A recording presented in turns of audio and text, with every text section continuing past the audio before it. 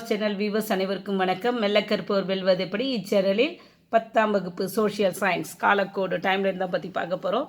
நம்ம ஏற்கனவே இந்திய வரலாறு பற்றி பார்த்துருக்கோம். இப்போ உலக வரலாற்று நிகழ்வுகளை பற்றி தான் பார்க்குறோம். இதை பார்த்திங்கன்னா 1900 to 1950 வரை கொடுத்துருக்காங்க. இங்கிலீஷில் சொல்லணும்னா important events of world history 19th century to 1950 வரை ஒவ்வொன்றும் 10 யூனிட்ஸ் கொடுத்து 1 யூனிட்டுக்கு 10 இயர்ஸ் கொடுக்குறாங்க. அப்படி பார்த்தோம்னா ஃபஸ்ட்டு ஸ்டார்டிங்கே 1910 தான் ஸ்டார்ட் ஆகுது. 1910 தென்னாப்பிரிக்க ஒன்றியம் உதயமாதல். இதே இங்கிலீஷில் பார்த்தோம். 1910 formation of the union of South Africa. South ஆஃப்ரிக்காவுடைய உதயம் தான் கொடுக்குறாங்க. அப்போ தான் தோன்றிருக்கு சவுத் ஆஃப்ரிக்கான்ற ஒரு பிளேஸு. அடுத்தது பார்த்திங்கன்னா 1912 முதல் பால்கன் போர்.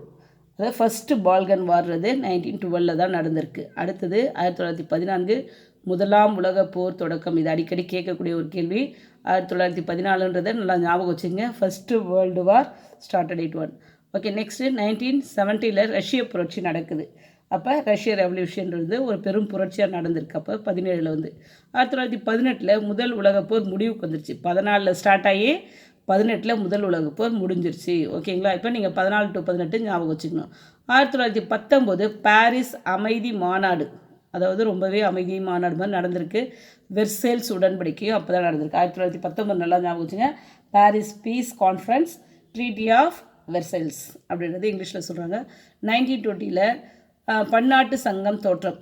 ஓகேவா? அப்போ தான் establishment of league of nation அப்படின்னாங்க. 1922 முசோலினியின் ரோமாபுரி அணிவகுப்பு. அதாவது முசோலினிஸ் மார்ச் ஆன் ரோம் அப்படின்றாங்க. பெரிய அணிவகுப்பு ஒன்று நடத்தியிருக்காரு முசோலினி. அதுதான் 1922 மார்க் பண்ணிங்க. 1927 வியட்நாம் தேசிய கட்சி உதயம். பெரிய கட்சி ஒன்று தோன்றிருக்கு. 1927 formation of Vietnam nationalist party தோன்றிருக்கு. 1929 பார்த்தீங்கன்னா பொருளாதாரம் பெருமந்தம். அதாவது ரொம்ப லேக் ஆகுது. அந்த பொருளாதார எக்கனாமிக் லெவலில் ரொம்ப லேக் ஆகி ரொம்ப கஷ்டமாக இருக்கிற சூழ்நிலை தான் பொருளாதார பெருமந்தன்றாங்க.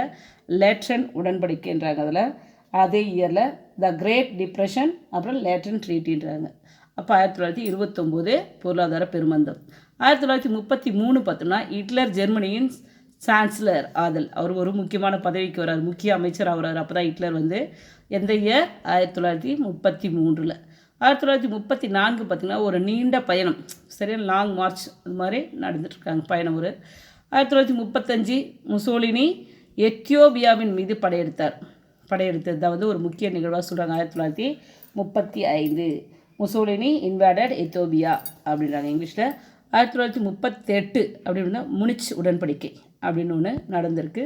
நெக்ஸ்ட் 1939 அப்படின்னா 2ஆம் உலகப்போர் தொடக்கம். ஃபஸ்ட்டு வேர்ல்டு வார் என்ன சொன்னோம்? 1914 to 18 சொன்னோம். அப்போ செகண்ட் வேர்ல்டு வார் எப்போ ஸ்டார்ட் ஆகுது? 1939 தொடங்குது. ஓகேங்களா? 1940 பார்த்தீங்கன்னா பிரிட்டன் போர் ஸ்டார்ட் ஆகுது. 1941 முத்து துறைமுக நிகழ்வு, அதாவது பேர்ல் ஹார்பர் இன்சிடெண்ட் அப்படின்னு சொல்கிறாங்க. 1942 ஸ்டாலின் கிரேட் போர், the battle of Stalingrad அப்படின்றத சொல்கிறாங்க. 1945 2ஆம் உலக போர் முடிவு. எப்போ ஆரம்பிச்சுது? 39 ஆரம்பித்து 45 என்ன ஆகுது? 2ஆம் உலக போர் முடியுது. ஐக்கிய நாடுகள் சபையும் தோற்றம். அப்போ end of world war 2, formation of UNO. இப்போ இது மூலிமா நீங்கள் படிச்சுங்க. நல்லா எப்படி கேட்டாலும் நீங்கள் ஆன்சர் பண்ணுங்கள். 2020 தான் கேட்பாங்க. 20 ஆண்டுகள் தான் உங்களுக்கு காலக்கோடு கொடுப்பாங்க. நல்லா தரோவாக படிச்சிச்சுன்னா ஈஸியாக 5 மார்க் எடுத்துகிட்டு போயிடலாம். கஷ்டப்பட வேணாம். திரும்ப சொல்லி பார்த்துங்க. எப்பயுமே நான் படிக்கிற விஷயத்தில் அதை தான் சொல்கிறது. நீங்கள் சொல்லி பார்க்குறதுல தான் உங்களுக்கு மெமரி பவர் இன்க்ரீஸ் ஆகும். படிச்சுட்டு கூட சும்மா நடந்து போகிறப்ப கூட நீங்கள் சொல்லி பார்த்துக்கலாம். நன்றி.